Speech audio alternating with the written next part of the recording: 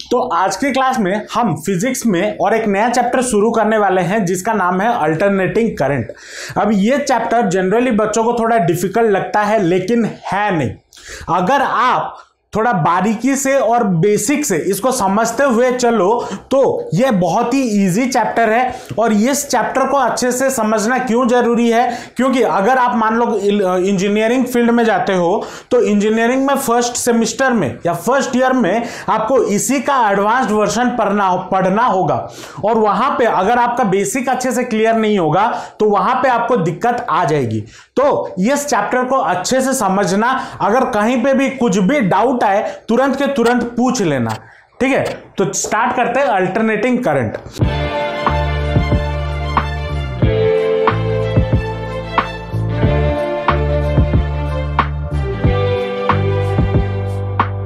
अब इससे पहले टिल चैप्टर नंबर 5 अगर हम बात करें, टिल चैप्टर नंबर 5 या फिर चैप्टर नंबर 6 भी बोल लो, हम जिस करंट का इस्तेमाल करते थे वो कैसा करंट होता था, वो एक डायरेक्ट करंट होता था। डायरेक्ट करंट का अगर मैं एक ग्राफ बनाऊं तो वो कैसा होगा, मान लो ये हो गया आपका एक्स एक्सिस में मैं टाइम ले लेता हूं, अगर मैं और इस एक्सिस में मैं करंट ले लेता हूं वाई एक्सिस में। अगर मैं डायरेक्ट करंट का एक ग्राफ बनाऊं तो वो कैसा बनेगा, डायरेक्ट करंट टाइम के साथ साथ चेंज नहीं होता था। चेंज होता था नहीं, बैटरी से जो भी करंट निकलता है उसका जो भी डायरेक्शन होता है वो हमेशा फिक्स्ड होता है, उसमें कोई चेंजेस नहीं होते। तो अगर मैं उसका ग्राफ बनाऊं टाइम के साथ उसमें कोई चेंजेस नहीं होगा, इसलिए वो पैरेलल टू एक्स एक्सिस होता है। लेकिन अगर मैं अल्टरनेटिंग करंट की बात करूं, अल्टरनेटिंग करंट क्या होता है, इसका वैल्यू या फिर इसका मैग्नीट्यूड जो होता है वो बार बार चेंज होता रहता है। मैग्नीट्यूड चेंज होता रहता है with respect to time. Time के रेस्पेक्ट में इसका मैग्नीट्यूड चेंज होता रहता है, मतलब इसका जो वैल्यू है वो चेंज होता रहता है। जैसे कि अगर आप एक बैटरी है, बैटरी से अगर 1 एम्पियर का करंट निकाल रहे हो, हर टाइम आपको 1 एम्पियर करंट देखने को मिलेगा।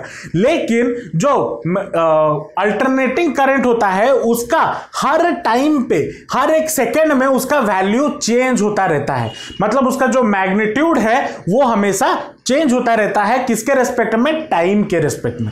और दूसरा क्या होता है, इसका पोलैरिटी भी चेंज होता है। पोलैरिटी भी क्या होता है, चेंज होता है पीरियोडिकली। कैसे चेंज होता है, पीरियोडिकली चेंज होता है, ठीक है। मतलब इसका जो वैल्यू या जो मैग्नीट्यूड है वो चेंज होता है, कैसे, विथ रेस्पेक्ट टू टाइम। और इसका जो पोलैरिटी होता है वो कैसे चेंज होता है, पीरियोडिकली। मतलब एक पर्टिकुलर टाइम पीरियड के बाद इसका पोलैरिटी चेंज हो जाता है। पोलैरिटी चेंज होने का मतलब क्या होता है, पॉजिटिव से नेगेटिव और नेगेटिव से पॉजिटिव, ये बार बार चेंज होता रहता है। ये किसका डेफिनेशन है, ये आपका अल्टरनेटिंग करंट का डेफिनेशन है। अब कभी कभी बच्चे ये गलती करते हैं, एसी करंट बोलते हैं। एसी करंट कुछ नहीं होता, ठीक है। एसी का फुल फॉर्म ही है अल्टरनेटिंग करंट। तो इसका मतलब क्या हो गया, अल्टरनेटिंग करंट, ये गलत है। एसी करंट कुछ नहीं होता। एसी और डीसी, एसी क्या होता है, अल्टरनेटिंग करंट, और डीसी क्या होता है, डायरेक्ट करंट। ये जो ग्राफ मैंने बनाया हुआ है ये किसका ग्राफ है, डीसी का ग्राफ है। और अगर मैं एक एसी का ग्राफ बनाऊं तो वो कैसा बनेगा, वो कुछ ऐसा बनेगा। ये एक नॉर्मल बेसिक एग्जांपल है अल्टरनेटिंग करंट का। हालांकि अलग तरीके के ग्राफ भी बन सकते हैं, रेक्टेंगुलर, क्यूबिकल, वो भी बन सकता है, लेकिन जनरली हम उसको ऐसे साइनोसाइडल कर्व से दिखाते हैं। अगर इस ग्राफ में देखो टाइम के रेस्पेक्ट में मैं उसका मैग्नीट्यूड चेंज हो रहा है। देखो अगर यहां पे 0 है और यहां पे मान लो T/2 है, आधा, तो जैसे जैसे टाइम बढ़ता जा रहा है करंट का वैल्यू भी बढ़ता जा रहा है, मैग्नीट्यूड बढ़ता जा रहा है। और एक सर्टेन टाइम पीरियड के बाद उसका जो पोलैरिटी है वो चेंज हो गया, मतलब नेगेटिव एक्सिस में आ गया। तो इसी से हमें पता चलता है अल्टरनेटिंग करंट का अगर याद रखो अल्टरनेटिंग करंट कैसा होता है, अल्टरनेटिंग करंट का मैग्नीट्यूड जो होता है या फिर जो वैल्यू होता है वो टाइम के रेस्पेक्ट में चेंज होता है, और उसका जो पोलैरिटी होता है वो पीरियोडिकली चेंज होता है। ठीक है, इतना समझ में आया अल्टरनेटिंग करंट कैसा होता है। अब थोड़ा चैप्टर नंबर 6 में जाते हैं। चैप्टर नंबर 6 में मैंने एक क्लास में आप लोगों को alternating current generator, AC generator पढ़ा था। और एसी जनरेटर में जब हम उसका थ्योरी पे काम कर रहे थे, वहां पे मुझे एक ईएमएफ मिला था। जो ईएमएफ मुझे जनरेटर से मिल रहा था, ई इक्वल टू कितना हुआ करता था, ई नॉट साइन ओमेगा टी। अगर याद हो, मुझे इतना जनरेटर से इतना पोटेंशियल डिफरेंस मिल रहा था, इतना ईएमएफ मिल रहा था। अब अगर मान लो मैं इस ईएमएफ को एक रजिस्टर के अक्रॉस लगा दूं, क्या कर दूं, एक रजिस्टर के अक्रॉस अप्लाई कर दूं। मान लो ये एक रजिस्टर हो गया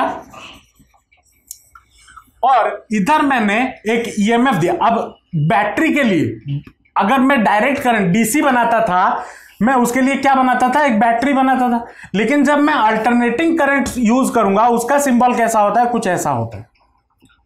ठीक है, और ये हो गया, ये एसी सप्लाई दिया जा रहा है और जो पोटेंशियल डिफरेंस है वो कितना है, E is equal to E naught sine omega T. ठीक है, और इसका जो रजिस्टर है, रजिस्टर जो लगाया हुआ है, मान लो उसका रेजिस्टेंस कितना हो गया, R हो गया। तो करंट इस सर्किट में से कितना जाएगा, I। करंट कितना जाएगा, I इज इक्वल टू क्या हो जाएगा, E बाय R। होगा या नहीं होगा, that will be also equal to E naught by E naught sine omega T divided by R। ये लिख लो। तो यहां पे ये I जो है इज इक्वल टू कितना हो जाएगा, I नॉट साइन ओमेगा। यहां पे अगर तो आप देखो, ये जो E है या फिर I में रिप्रेजेंट कर रहा हूं, ये दोनों कैसा वैल्यूज हैं, ये दोनों इंस्टेंटेनियस वैल्यूज हैं। कैसा वैल्यूज हैं, याद रखना, ये दोनों कैसा वैल्यूज हैं, instantaneous values. Instantaneous values of AC. Instantaneous value का मतलब क्या होता है, इंस्टेंट। मतलब अब देखो यहां पे हर पॉइंट पे करंट चेंज हो रहा है, तो एक पर्टिकुलर टाइम पे ईएमएफ कितना होगा और एक पर्टिकुलर टाइम पे करंट कितना होगा, I। उसी को हम रिप्रेजेंट करते हैं E और I से। और ये जो I नॉट और E नॉट मिला, इनको हम क्या बोलते हैं, E नॉट और I नॉट, इसको हम क्या बोलते हैं, क्या बोलते हैं, पीक वैल्यू और maximum value, maximum value of alternating current of AC. ठीक है, ये जो E और I, यहां पे देखो, ये हमारा करंट का वैल्यू I और ये हमारा ईएमएफ का वैल्यू E। ये जो E और I है, ये दोनों कैसे वैल्यूज होते हैं, इंस्टेंटेनियस वैल्यू। और ये जो E नॉट और I नॉट होते हैं, ये कैसे वैल्यूज होते हैं, पीक वैल्यू और maximum value of alternating current. यहां तक समझ में आया या नहीं है। अब देखो, अगर मैं ग्राफ से इसको थोड़ा समझने जाऊं, अगर मैं इसको ग्राफ में समझने जाऊं, तो ये वाला आपका पीक वैल्यू होगा, पीक होगा, ये वाला भी पीक होगा। यहां पे ये एज बिकॉज में, ये मान लो E का है, ईएमएफ का ग्राफ बना है, तो ये वाला जो पॉइंट होगा वो क्या होगा, E नॉट होगा। ये हो गया E नॉट। और अगर मैं ये I का ग्राफ बनाता, करंट का ग्राफ बनाता, तो ये वाला पॉइंट जो होता वो क्या हो जाता, I नॉट हो जाता। ये वाला पॉइंट भी I नॉट हो जाता। समझे या नहीं हो, जो पीक वैल्यू होता है या जिस पॉइंट पे वो करंट या वो ईएमएफ मैक्सिमम होता है, उसको हम E नॉट और I नॉट से रिप्रेजेंट करते हैं। समझ में आया सुप्रिया या नहीं आया? चलो, इसमें से जो नोट डाउन करना है नोट डाउन कर लो, फिर आगे चलेंगे। पहला जो पॉइंट आता है या चीज आता है जिसकी हमें बहुत ज्यादा इस चैप्टर के दौरान जरूरत पड़ेगा, एक है टाइम पीरियड। क्या है, टाइम पीरियड। टाइम पीरियड क्या होता है, अल्टरनेटिंग करंट को एक कंप्लीट साइकिल खत्म करने के लिए जो टाइम पीरियड लगेगा, उसी को हम बोलेंगे क्या, time period of that current या of that alternating current. Time period क्या है, टाइम टेकन बाय AC या alternating current to complete one cycle. ठीक है, उसको हम बोलते हैं टाइम पीरियड। रिप्रेजेंट कैसे किया जाता है? इसको रिप्रेजेंट किया जाता है कैपिटल T से। ठीक है, और ये कैपिटल T किसके बराबर होता है? ये जो कैपिटल T है ये आपका 2π/ω के साथ बराबर होता है। ठीक है, इसको याद रखना। उसके बाद नेक्स्ट चीज जो आता है वो है फ्रीक्वेंसी, और हमें बचपन से पता है फ्रीक्वेंसी इक्वल टू क्या होता है? 1 टाइम पीरियड। तो देयरफॉर एफ मेरा कितना हो जाएगा, या फ्रीक्वेंसी मेरा कितना हो जाएगा? ω/2π। ये दो चीजें हमें ध्यान में रखनी है। ठीक है, इतना नोट डाउन कर लो, फिर आगे चलेंगे। अब थोड़ी मजेदार सी बातें इसमें करते हैं। हमारा इंडिया में जो हमें घर में जो सप्लाई आता है वो कैसा करंट आता है? जो घरों में करंट आता है वो कैसा करंट आता है? वो अल्टरनेटिंग करंट आता है। अब क्यों अल्टरनेटिंग करंट दिया जाता है, क्या उसका फायदा है, वो हम चैप्टर के एंड की तरफ पढ़ेंगे जब मैं ट्रांसफार्मर आपको पढ़ाऊंगा।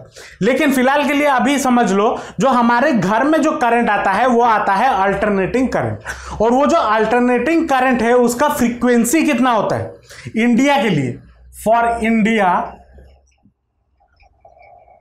फ्रीक्वेंसी ऑफ अल्टरनेटिंग करंट कितना होता है? अराउंड 50 हर्ज। अप्रोक्सीमेटली नहीं, 50 हर्ज का करंट हमारे घरों में जो अल्टरनेटिंग करंट आता है उसका फ्रीक्वेंसी कितना होता है? 50 हर्ज होता है। ठीक है, अब थोड़ा लॉजिकल बात करते हैं। ठीक है, मैंने क्या बोला? अल्टरनेटिंग करंट का ग्राफ कैसा होता है? कुछ ऐसा होता है, टाइम के रेस्पेक्ट होता है ना, या नहीं होता? और ये मान लो EMF है, ये हो गया 0, ये हो गया टाइम T/2। टोटल टाइम खत्म करने के लिए मान लो T टाइम लग रहा है, टोटल एक कंप्लीट साइकिल खत्म करने के लिए। अब पहली बात, क्या मैं अब करंट को मेजर करने के लिए हम कौन सा डिवाइस का इस्तेमाल करते थे? हम एमीटर का या फिर गैल्वेनोमीटर का इस्तेमाल करते थे। तो क्या हम उन डिवाइस को यूज करके इस अल्टरनेटिंग करंट को मेजर कर सकते हैं? तो आंसर है नहीं, क्योंकि चाहे आप गैल्वेनोमीटर यूज करो या एमीटर यूज करो, इधर पोलरिटी चेंज हो रहा है हमेशा। तो अगर आप गैल्वेनोमीटर में ये अल्टरनेटिंग करंट डालोगे भी ना, तो वो क्या होगा?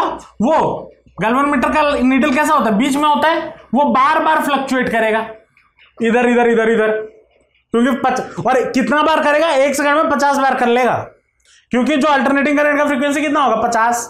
तो 1 सेकंड में 50 बार ऐसे ऐसे ऐसे हिलेगा।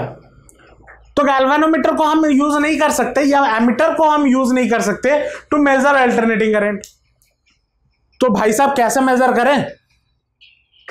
तो इसके लिए एक अलग डिवाइस यूज होता है जिसको हम बोलते हैं हॉट वायर एमीटर। ठीक है, अल्टरनेटिंग करंट को मेजर करने के लिए एक स्पेशल डिवाइस का इस्तेमाल होता है जिसको हम बोलते हैं hot wire ammeter. Device use to measure AC,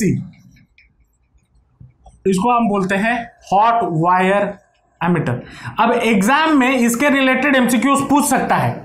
ठीक है, which device is use to measure alternating current? Hot wire ammeter. भूल मत जाना, या फिर ऑप्शन में गैल्वेनोमीटर दिया होगा, सोचोगे सर अरे करंट को तो गैल्वेनोमीटर मेजर करता है, तो मार दो गैल्वेनोमीटर, गलत होगा। या एमीटर भी मार के मत जाना। ठीक है, हॉट वायर एमीटर इसको मेजर करता है। और ये हॉट वायर एमीटर, अब हालांकि मैं हॉट वायर एमीटर पे डिटेल में नहीं पढ़ाना चाहता, लेकिन फिर भी ये किस प्रिंसिपल पे काम करता है? ये काम करता है हीटिंग इफेक्ट ऑफ करंट के प्रिंसिपल पे। वर्क्स ऑन द प्रिंसिपल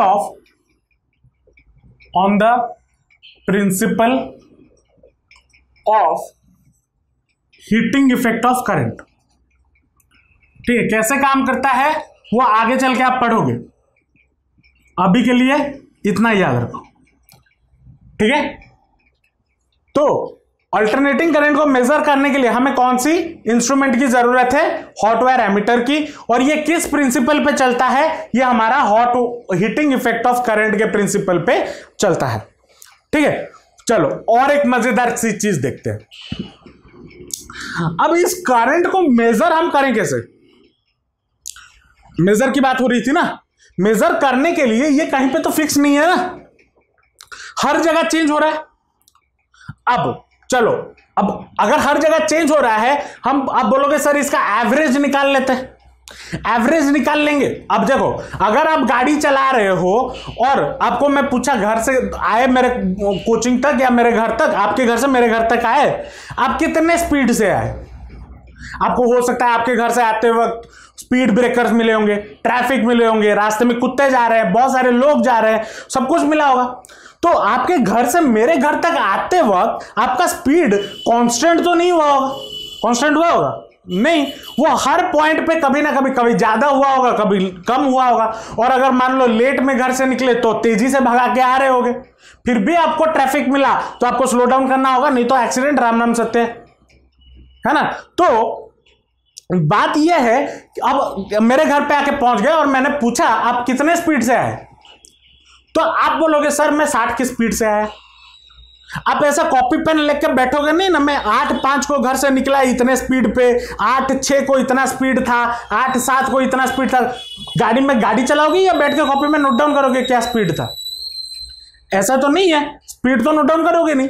तो जो आपने बोला कि 60 की स्पीड में मैं आपके घर पे पहुंचा, तो उसका मतलब क्या था? उसका मतलब यह था आपने वहां से यहां तक जब आ रहे थे, आपका एवरेज स्पीड आपने मुझे बताया। कुल मिला के एवरेज 60 के ऊपर या 60 के नीचे हर पॉइंट का एवरेज निकाल लो और बता दो। वैसे ही यहां पे करंट बढ़ रहा भी है और घट भी रहा है, और इसका अगर एवरेज हम निकाल दे तो मैं करंट को मेजर कर सकता हूं या नहीं कर सकता हूं? वो भी एक मेजर करने का आसान तरीका हो जाएगा। अब कौन हॉट वायर एमीटर ढूंढने जाएगा? बात यह है, मैं अगर एक साइकिल से उसका एवरेज वैल्यू निकाल लूं, करंट का एवरेज वैल्यू निकाल लूं, तो मुझे मिल जाएगा। चलो इसका एवरेज वैल्यू निकालते हैं, आई एवरेज एक साइकिल के लिए। अब अगर कुल मिला के थोड़ा और मजेदार सा चीज देखें, इस ग्राफ में जो भी मैंने, अगर मान लो ये ई है, आई है करंट, इसका अगर मैं एवरेज वैल्यू निकालूं ना, तो आई एवरेज मुझे कितना मिलेगा पता है? 0 मिलेगा। ये बोल रहा था कि जो एवरेज वैल्यू ऑफ करंट है वो कितना आएगा? वो 0 आएगा। पूछोगे कैसे सर? देखो मुंह जबानी होगा। यहां से यहां अगर मैं 0 से t/2 जाऊं, यहां पे मेरा वैल्यू कितना आएगा? जो भी वैल्यू है पॉजिटिव आएगा, क्योंकि पॉजिटिव एक्सिस में है। और यहां पे मैं जितना भी वैल्यू निकालूं वो नेगेटिव आएगा, और दोनों सेम ही होंगे, तो ये दोनों तो एक दूसरे को कैंसिल आउट कर दिया, तो एवरेज वैल्यू तो करंट है। जो एवरेज वैल्यू होगा वो कितना आ जाएगा? 0। अब क्या करें? एवरेज वैल्यू तो 0 आ गया, कैसे मेजर करें? तो इसका भी हमने तिगड़म निकाला। क्या तिगड़म निकाला? हम पूरा का पूरा एवरेज वैल्यू नहीं निकालेंगे, हम आधे साइकिल के लिए एवरेज वैल्यू निकालेंगे। ठीक है, अच्छा अब ये जो आई एवरेज, अब मैं तो देखते देखते मुंह जबानी बोल दिया कि ये पॉजिटिव है, ये नेगेटिव है, ये इसलिए 0 हो गया। इसका एक मैथमेटिकल प्रूफ भी होता है। ठीक है, पहले वो उस मैथमेटिकल प्रूफ को कर लेते हैं, 2 मिनट का टाइम लगेगा, लेकिन कर लो। ठीक है, समझ में आ जाएगा कॉन्सेप्ट क्या है, कैसा चल रहा है। हेडिंग देना average value of AC, average value of alternating current. अब average value of alternating current पे अगर हम आए, ये किसके लिए? For complete cycle, for complete cycle. तो आई हमने कितना लिया? I is equal to I naught sine omega t, ये लिया हुआ है ना। जो करंट मुझे मिल रहा है, जो करंट मुझे मिल रहा है, मान लो वो कितना हो गया? I is equal to I naught sine omega t. अब मान लो जो ग्राफ है, अब मैं इसको क्या करता हूं, ये जो ग्राफ मैंने बनाया था इसको मैं छोटे छोटे टुकड़ों में तोड़ देता हूं। ठीक है, छोटे छोटे टुकड़ों में तोड़ देता हूं। तो यहां पे हो गया टाइम टी। अब छोटे छोटे टुकड़ों के लिए मैं एक छोटा सा टुकड़ा ले लेता हूं जो कि है dt। ठीक है, इस टाइम पीरियड का टाइम एक्सिस में मैं एक छोटा सा पार्ट ले लेता हूं dt। और मान लो इस छोटे से टाइम पीरियड पे मान लो dq चार्ज फ्लो कर रहा है। कितना चार्ज फ्लो कर रहा है, छोटे से dt टाइम पीरियड में dq चार्ज फ्लो कर रहा है ना। तो आई dq मेरा किसका बराबर हो जाएगा, dq विल बी इक्वल, या करंट जो है हमारा क्या होता है, I is equal to dq upon dt होता है, change in current by change in time. और आज बिकॉज ये करंट मैंने इतने छोटे पार्ट में तोड़ दिया कि इस टाइम पीरियड के लिए, dt टाइम पीरियड के लिए ये जो करंट का वैल्यू है वो सेम है ना। मैंने इतने छोटे पार्ट, अब क्योंकि दिमाग में आएगा ना सर चेंज हो रहा है करंट, आप कैसा ले लिए, ये तो ले नहीं सकते। अब यहां पे करंट चेंज नहीं हो रहा, मैं जो छोटे से पार्ट dt लिया हूं उस छोटे से पार्ट में जो करंट जा रहा होगा वो फिक्स्ड है, मैं ये मान के चल रहा हूं फिक्स्ड है मेरे कैलकुलेशन के लिए। तो dq मेरा इसमें से कितना आ जाएगा, dq will be equal to I into dt, होगा या नहीं होगा, या नहीं होगा। अब I की जगह पे हम कितना ले सकते हैं, I naught sine omega T, तो dq will be equal to कितना हो जाएगा, I naught sine omega T into dt, ये हो जाएगा या नहीं हो जाएगा। तो एक छोटे से पार्ट के लिए, एक छोटे से पार्ट के लिए कितना चार्ज आ रहा है dq, तो पूरा साइकिल के लिए कितना चार्ज जाएगा q, वो कैसे निकाल सकते हैं, integrating both side, integrating both side, और लिमिट मेरा क्या होगा, जीरो से लेके, ये जीरो हो गया, जीरो से लेके t तक इंटीग्रेट अगर कर दे, t के रेस्पेक्ट में है ना, तो dq को इंटीग्रेट करेंगे तो q मिलेगा, दैट विल बी इधर integration of I naught sine omega T dt, और लिमिट क्या हो जाएगा, जीरो से लेके कैपिटल T, ये होगा। अब q इक्वल टू मेरा कितना हो जाएगा, q equal to I naught मेरा कांस्टेंट है, बाहर आ गया, I नॉट तो पीक वैल्यू होता है ना, वो तो कांस्टेंट ही है, पीक वैल्यू तो कभी चेंज होगा नहीं, I नॉट कांस्टेंट है, बाहर आ गया, साइन ओमेगा टी का integration of sine omega T, या इंटीग्रेशन ऑफ साइन थीटा कितना होता है, माइनस कॉस थीटा होता है या नहीं होता। लेकिन यहां पे थीटा के बदले क्या है, ओमेगा टी है ना, तो यहां पे क्या हो जाएगा, माइनस कॉस ओमेगा टी, और डिवाइड हो जाएगा क्या, x का जो कोफिशिएंट है, x का कोफिशिएंट मतलब t का कोफिशिएंट, यहां पे t के रेस्पेक्ट में कर रहे हैं, तो t का कोफिशिएंट क्या है, ओमेगा डिवाइडेड बाय ओमेगा, होगा या नहीं होगा। यहां पे डाल दो तो कितना हो जाएगा,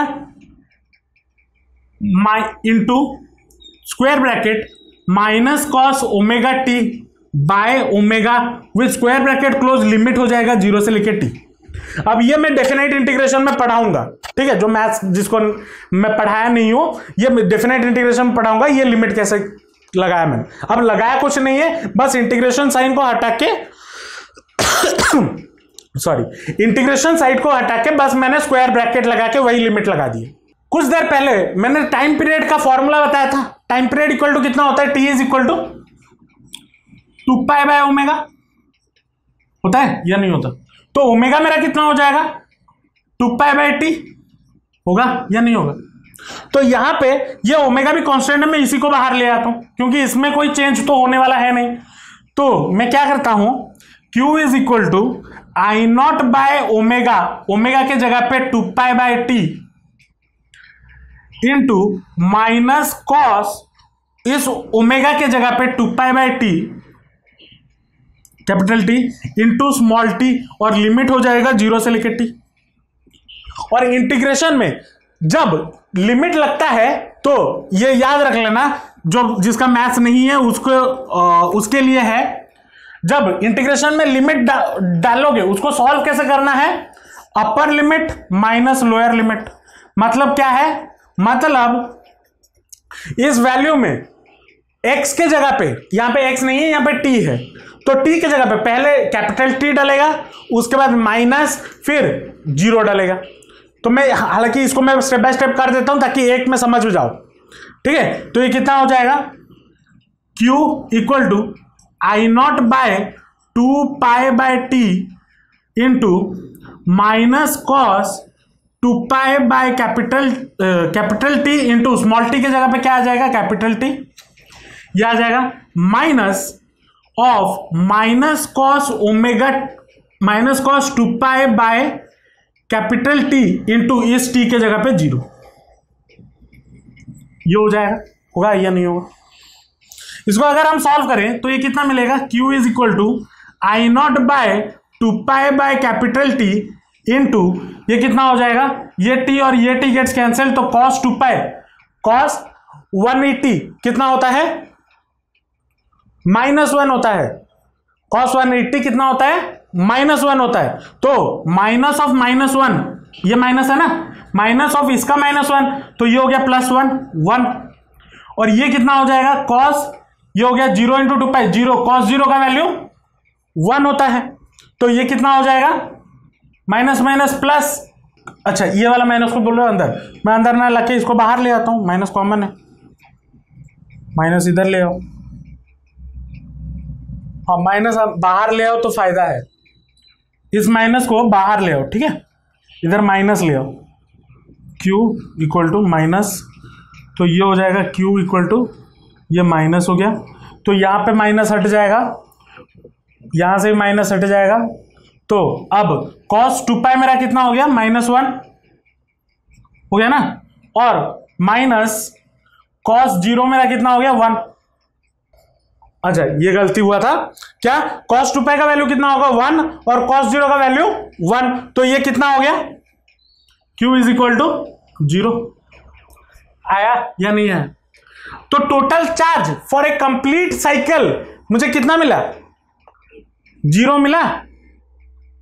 तो अगर फॉर कंप्लीट साइकिल मेरा चार्ज कितना हो गया 0, तो करंट मेरा कितना हो जाएगा for complete cycle 0, therefore I average मेरा कितना मिल जाएगा, देयरफॉर आई एवरेज मेरा कितना होना चाहिए, charge upon total charge upon time capital T that is equal to 0 by T which is equal to 0, यह प्रूव हो गया।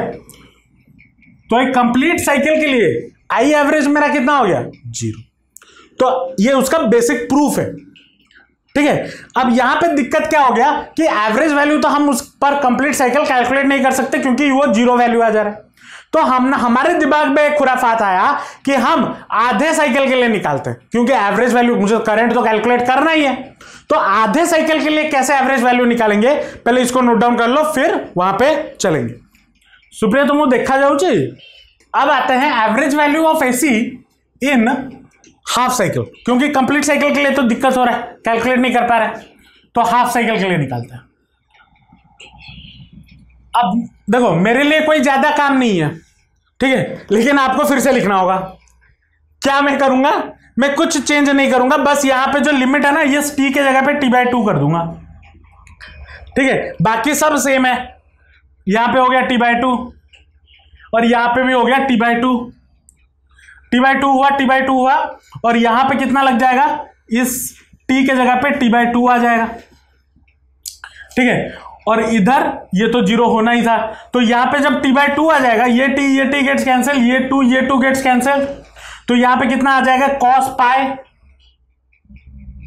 है ना, cos पाई आ जाएगा, cos पाई माइनस cos 0, तो cos 0 तो 1 होता है, cos पाई कितना होता है -1 होता है, ठीक है। तो यहां पे मुझे जो करंट मिलेगा वो Q मुझे कितना मिल जाएगा, वो Q मुझे मिलेगा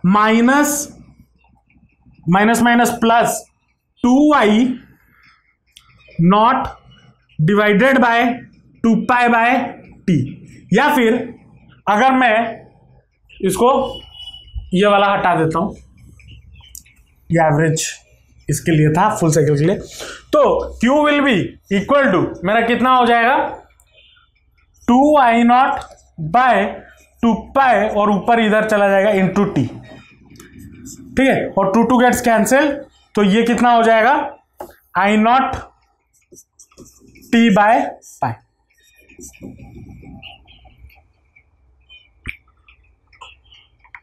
ठीक है।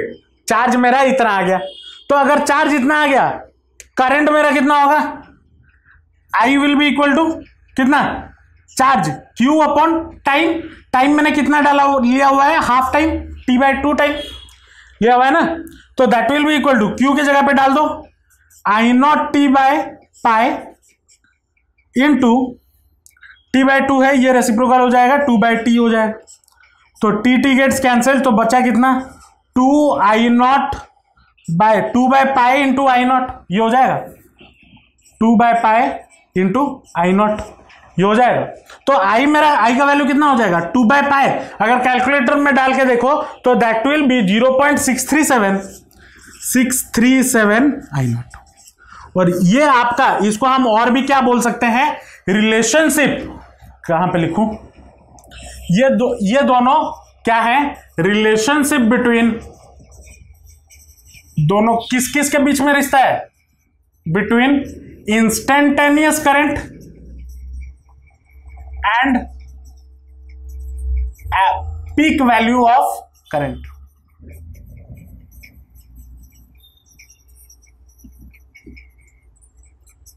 इंस्टेंटेनियस करंट आई होता है ना, आई, और I0 क्या होता है, पीक वैल्यू होता है।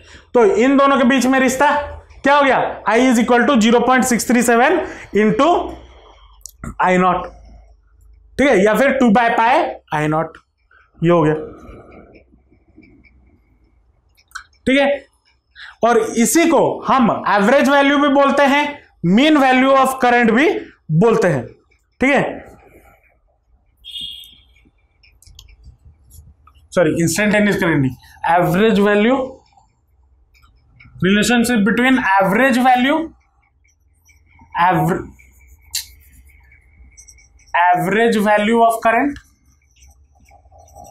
And peak value of current, ये लिखना, ठीक है। ये आई एवरेज है, ठीक है, कंफ्यूज मत होना। आई एवरेज, क्योंकि आई एवरेज ही तो निकाल रहे हैं ना, अभी निकाल रहे थे, तो आई एवरेज मुझे कितना मिला 0.637 इंटू I0। वैसे ही ये करंट का आई एवरेज था। अगर मैं ईएमएफ का निकालना चाहूं, EMF E will be equal to, E average will be equal to वही सेम चीज 0.637 इंटू E0, ये भी वही सेम चीज है, ठीक है। करंट का एवरेज इतना, ईएमएफ का एवरेज इतना। समझे या नहीं समझ में आया?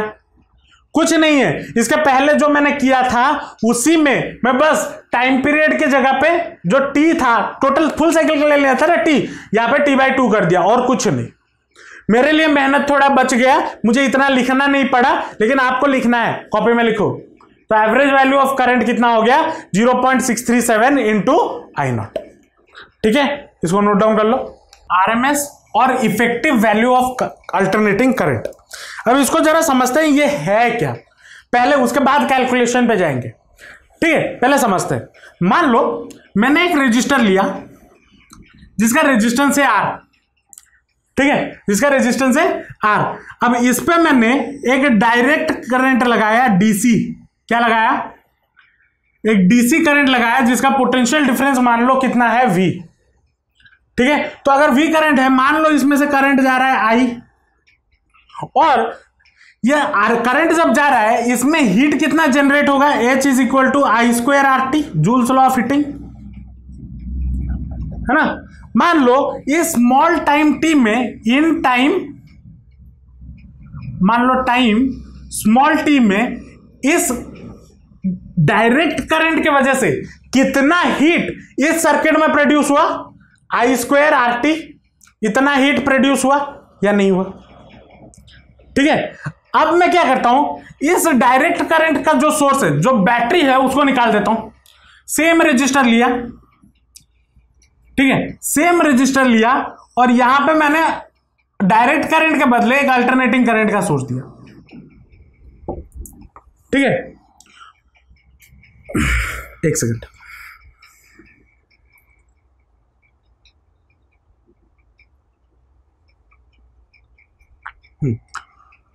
अल्टरनेटिंग करंट का दिया, और अब अल्टरनेटिंग करंट दे रहा हूं तो इसमें करंट जाएगा, जाएगा या नहीं जाएगा, करंट जाएगा।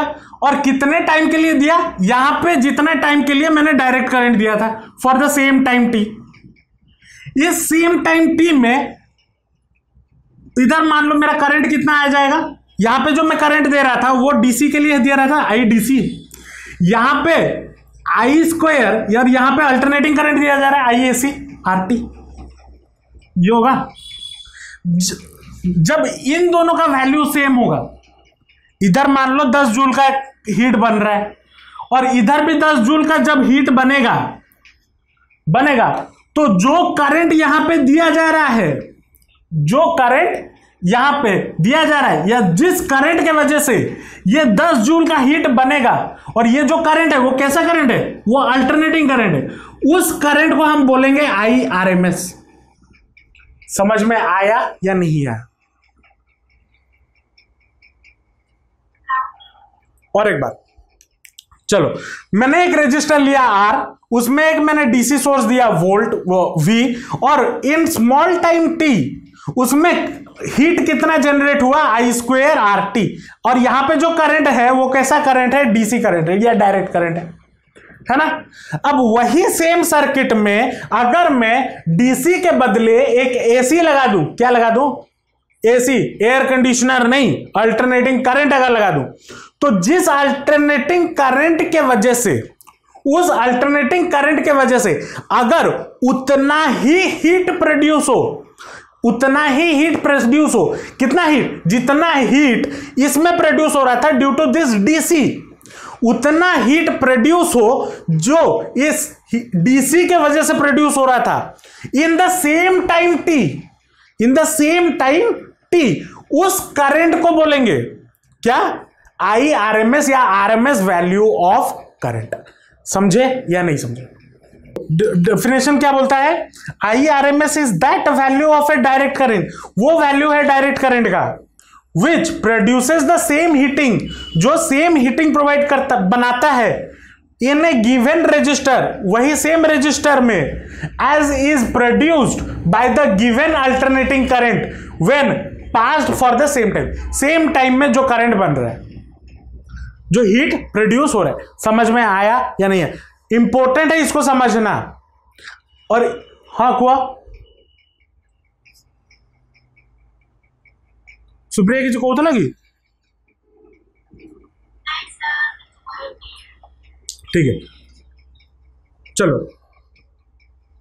तो अल्टरनेटिंग करंट में IRMS का वैल्यू, इसको समझना बहुत जरूरी है, आगे इसकी बहुत जरूरत पड़ेगी, ठीक है। इसको नोट डाउन कर लो, फिर इसके रिलेशनशिप में जाएंगे, ठीक है। लिख लिए?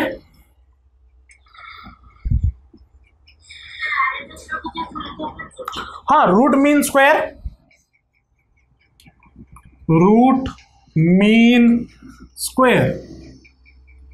अब ये क्या है, इसको और डिटेल में अगर और आसान भाषा में थोड़ा एक बार समझ लेते हैं, ठीक है। मान लो ये मेरा एक ग्राफ है और ये अल्टरनेटिंग करंट है, ठीक है। यहां पे मैंने जो करंट दिया है, हर पार्ट को मैं छोटे छोटे करंट में तोड़ता हूं, और कितने पार्ट में तोड़ता हूं, n पार्ट में तोड़ता हूं, है ना।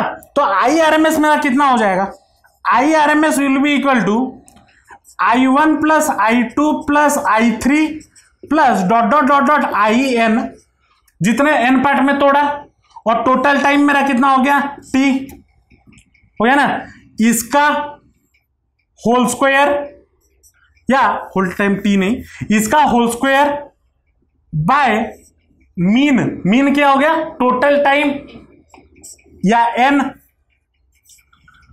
का होल रूट ओवर, इसी को हम बोलते हैं रूट मीन स्क्वायर वैल्यू। छोटे छोटे पार्ट में तोड़ दो, फिर उसको जोड़ दो, उसका स्क्वायर करो, फिर उसका मीन निकालो, फिर उसका रूट ओवर निकालो, रूट मीन स्क्वायर वैल्यू, ठीक है। R रूट मीन फिर स्क्वायर, RMS वैल्यू, इसको भी बोला जाता है, ठीक है। इसको भी समझना चाहो तो समझ लो, लिखना चाहो तो लिख लो। चलो, अब मान लो मेरे पास जो करंट है, मान लो I करंट दिया जा रहा है, और I इज इक्वल टू कितना है, I0 साइन ओमेगा t, और इतना करंट एक रजिस्टर R रजिस्टर के थ्रू, इतना करंट, ये क्या है, रजिस्टर, इतना करंट इस R रजिस्टर के थ्रू मान लो पास करवाया गया, ठीक है, मान लो पास करवाया गया, तो हीट मेरा कितना प्रोड्यूस होगा, H will be equal to I square R T,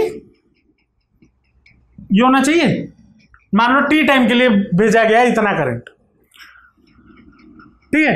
अब मान लो मैं इसको छोटे, अब देखो जो अल्टरनेटिंग करंट है वो तो वेरी करता रहता है, वेरी करता रहता है ना, तो ये तो फिक्स नहीं होगा। तो मैं क्या करता हूं, मैं छोटे सा हीट निकालता हूं। तो in small time dt, in small time dt, मान लो हीट कितना प्रोड्यूस हो रहा है, dH प्रोड्यूस हो रहा है। तो dH मेरा कितना हो जाएगा, dH will be equal to I square R dt, इतना होगा या नहीं होगा, होगा। अब तो total heat for a complete cycle, for complete cycle मेरा हीट कितना हो जाएगा, H विल बी, इसका इंटीग्रेशन, तो dH का इंटीग्रेशन H हो गया, इसका integration I square R dt, और कहां से कहां तक, कंप्लीट साइकिल के लिए मतलब 0 से लेकर t तक, होगा या नहीं होगा। अब I मेरा कितना है, I naught sine omega t, that will be equal to 0 से लेके capital T I naught sine omega t का whole square into R into D T, ये होगा या नहीं होगा। इसको सॉल्व करेंगे तो कितना हो जाएगा, 0 से लेके T आई नॉट का square sine square omega T into R D T, ये होगा या नहीं होगा।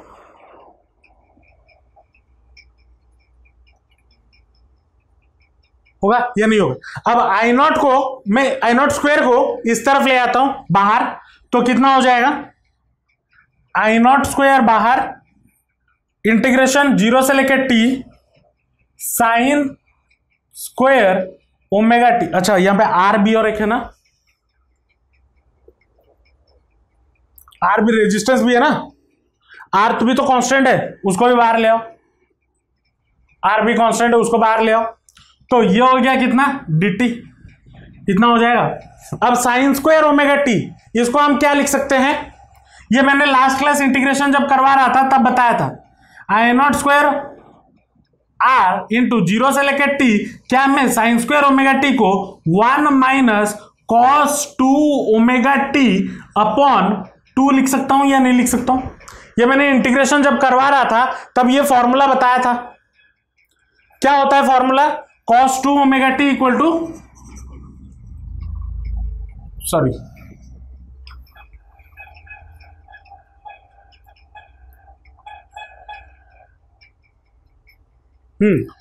cos 2 ओमेगा टी, मुझे याद नहीं आ रहा फॉर्मूला क्या था, cos theta, cos square theta equal to, हाँ cos 2 theta is equal to 1 plus sine square theta, ये फॉर्मूला होता था। इसी फॉर्मूले के बेसिस पे ये बनवाया into D T.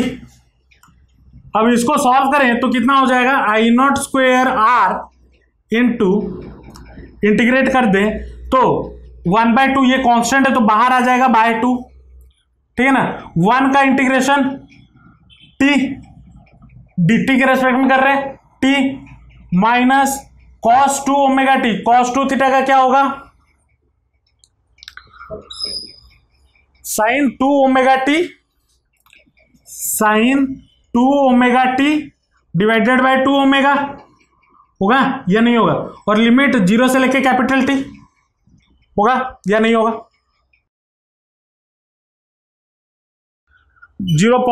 0.707 I not, ये आई आर एम एस होगा। अब एक बात बताता हूं, यहां पे मैंने पूरा इंटीग्रेशन क्यों नहीं किया।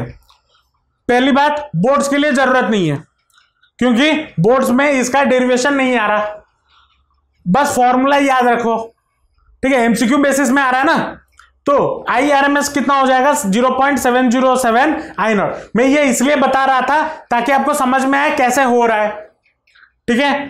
तो आई आर एम एस मेरा कितना हो जाएगा, 0.707 आई नॉट। वैसे ही ई आर एम एस आपको कितना हो जाएगा, E R M S will be equal to 0.707 E naught. इसमें से आगे क्वेश्चंस पे हम इस्तेमाल करेंगे। ठीक है, चलो आज के लिए इतना ही रखते हैं। नेक्स्ट क्लास आगे चलेंगे फेजर्स, जो इंपॉर्टेंट है, जो मेन टॉपिक है। तो नेक्स्ट क्लास मिस मत करना, फेजर्स और फेज डायग्राम समझेंगे। ठीक है, चलो होप आपको आज का क्लास समझ में आया होगा।